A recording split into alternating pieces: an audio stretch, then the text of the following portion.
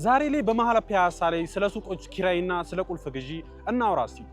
ቴምር ሪል ስቴቶች እንባላለን። አሁን ላይ ፒያሳ ላይ ሁለት ሳይቶችን ለሽያጭ አውጥተናል። አሁን ፒያሳ ላይ 20 ካሬ ሜትር ሱቆች ከ200 ሺህ ብር እስከ 400 ሺህ ብር እየተከራዩ ይገኛሉ። እንዲሁም ደግሞ ንግድ ልጀምር ብላችሁ አንድ ሱቆችን ልትከራዩ ስትዘጋጁ እስከ 500 ሺህ ብር የቁልፍ ግዢ እየተጠየቀ ይገኛል።